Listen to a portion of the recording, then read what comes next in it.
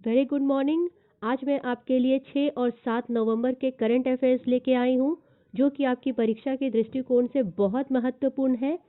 तो आप मेरे इस वीडियो को शुरू से अंत तक ज़रूर देखें, सब्सक्राइब करें, बेल आइकन पर क्लिक करें ताकि आपको मेरे लेटेस्ट अपडेट वीडियोस के मिलते रहें और आप कमेंट करना, शेयर करना बिल्कुल भी ना भूलें।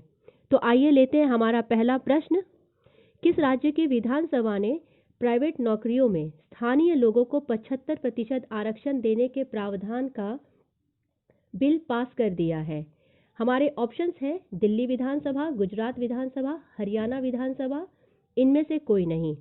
इसका सही जवाब है हरियाणा विधानसभा।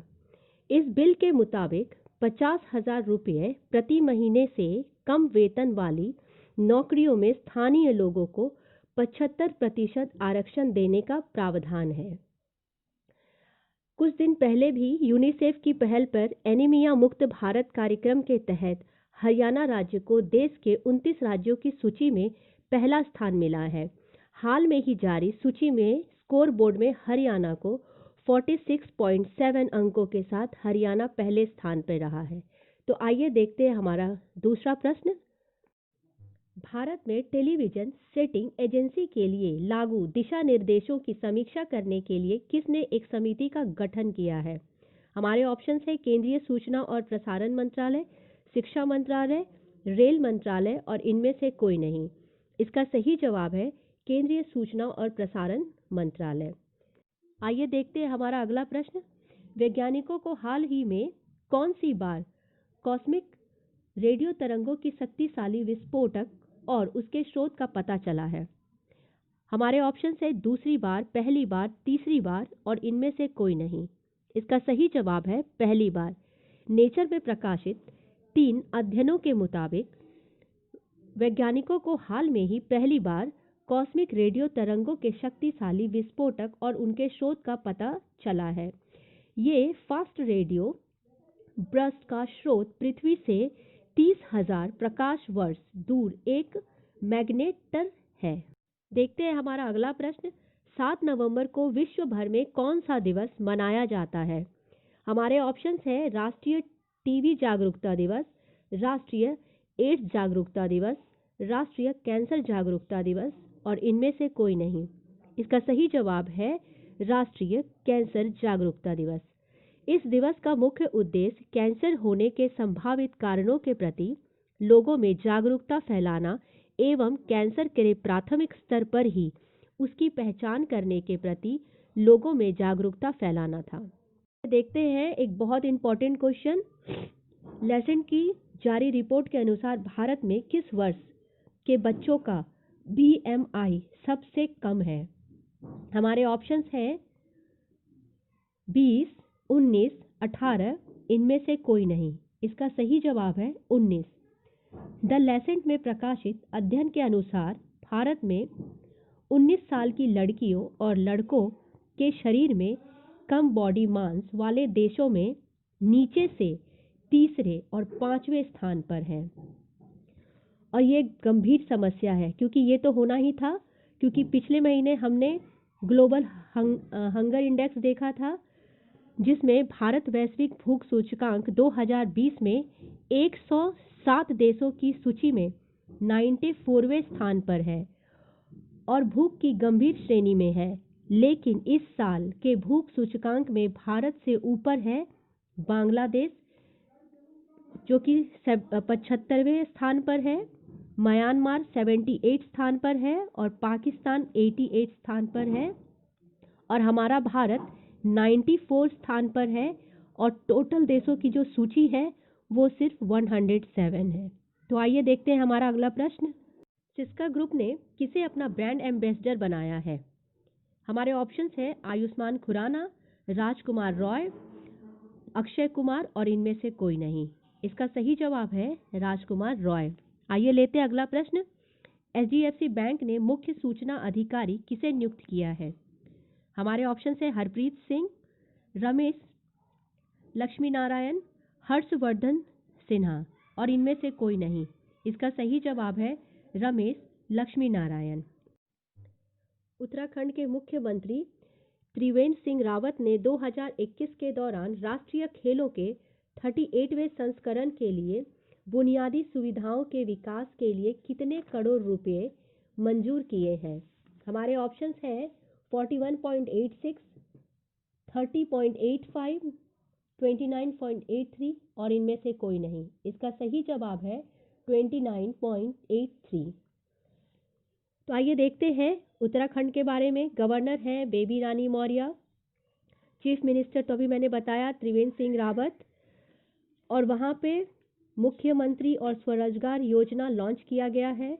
उत्तराखंड के मुख्यमंत्री ने वन एवं वन्य जीव हेल्पलाइन नंबर 1926 लॉन्च किया है। आइए देखते हैं हमारा अगला प्रश्न।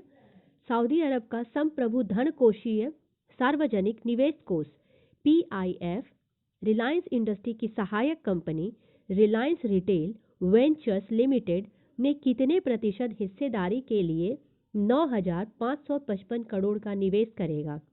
हमारे ऑप्शंस हैं 1.96, 2.04, 2.80 और इनमें से कोई नहीं। इसका सही जवाब है 2.04। आइए लेते हैं हमारा अगला प्रश्न।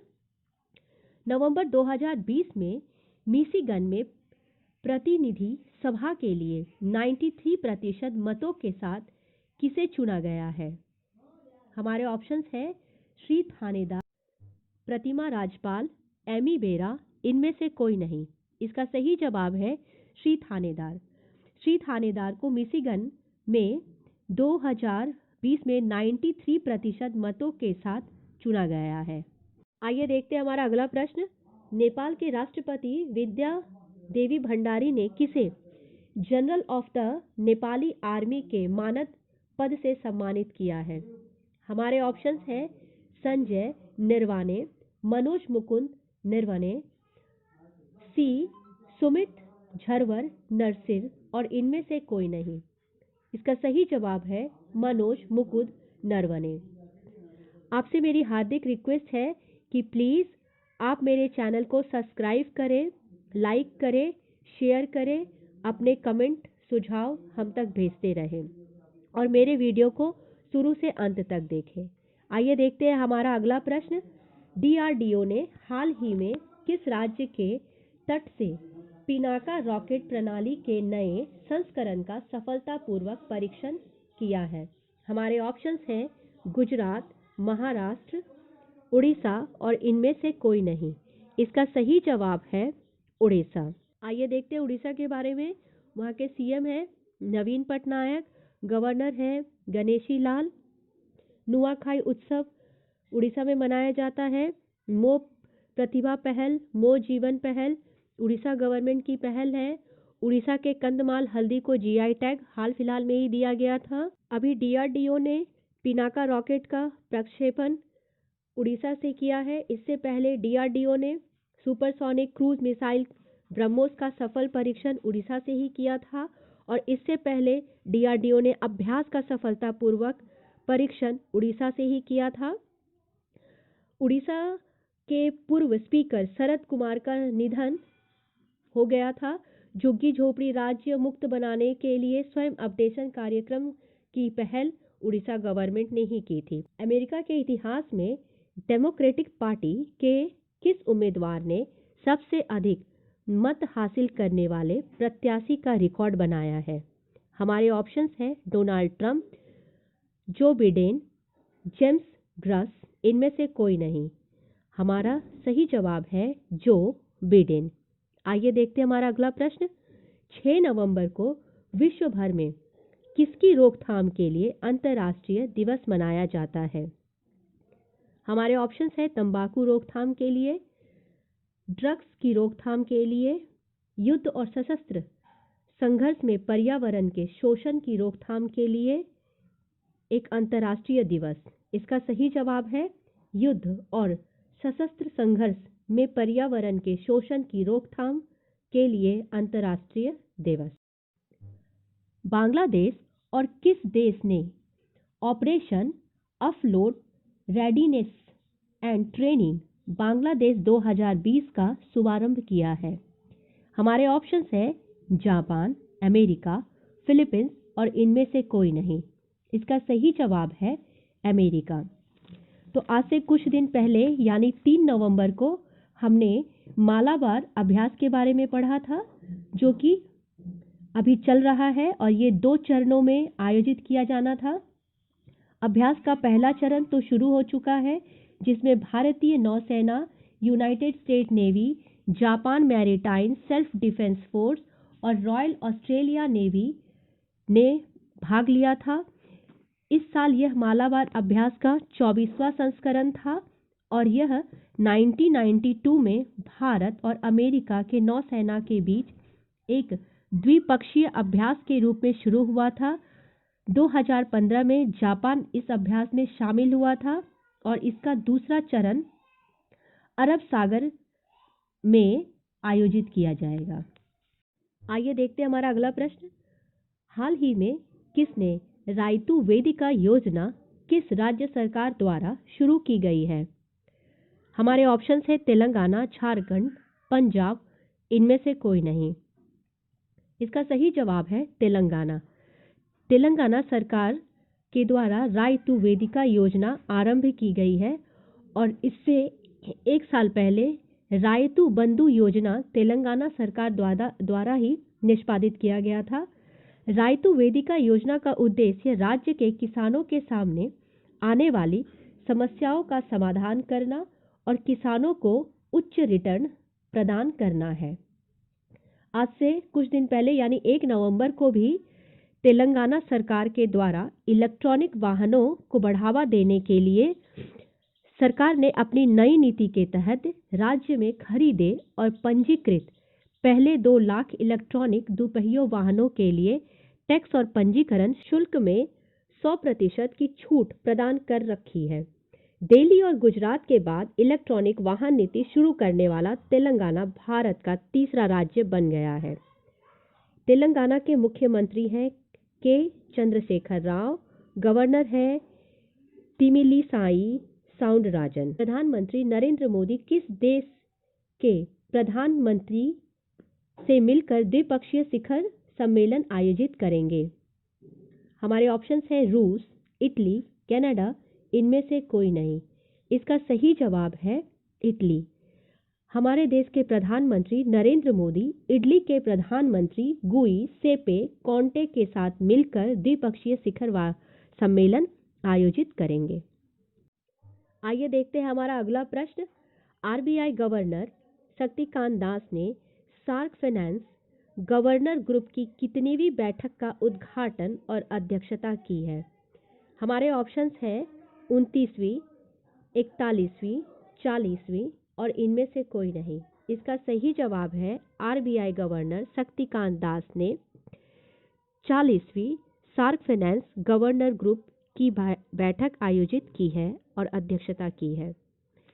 उन्होंने संयुक्त रूप से महामारी से लड़ने में सदस्य देशों के बीच घनिष्ठ साझेदारी और सहयोग पर प्रकाश डाला है। शक्तिकांत दास सार्क फाइनेंस के अध्यक्ष भी हैं, जो केंद्रीय बैंक के गवर्नरों और सार्क क्षेत्र के वित्तीय सचिव का एक नेटवर्क है। आइए देखते हैं हमारा अगला प्रश्न। हाल ही में 1000 ओपन एरा एकल जीतने वाला चौथा खिलाड़ी कौन बन गया है? हमारे ऑप्शंस हैं नोवाक जोकोविच, राफेल नडाल, रॉजर फेडरर और इनमें से कोई नहीं। इसका सही जवाब है राफेल नडाल।